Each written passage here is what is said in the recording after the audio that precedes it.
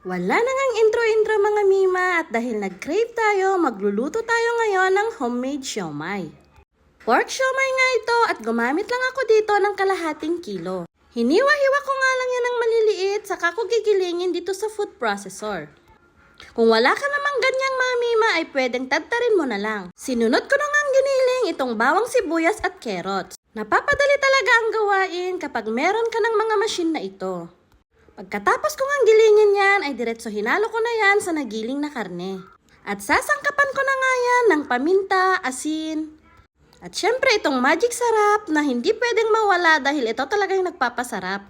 Nilagyan ko din yan ng asukal, pampabalanse sa lasa at itong konting sesame oil. Oyster sauce at saka 2 kutsara ng cornstarch na magsisilbing binder natin.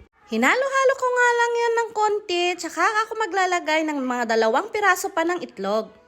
Puro tansya-tansya na nga lang yung ginawa ko, Mima. Depende yan sa kung paano yung lasang gusto nyo. Halu-haluin lang natin to ng mabuti para mag-well combine yung lahat ng ingredients. Dito naman sa steamer, nagpahid lang ako ng mantika dyan para hindi magdikit-dikit yung mga siomai natin mamaya.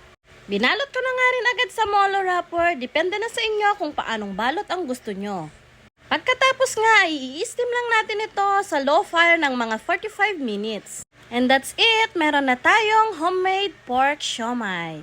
Follow for more! Thank you!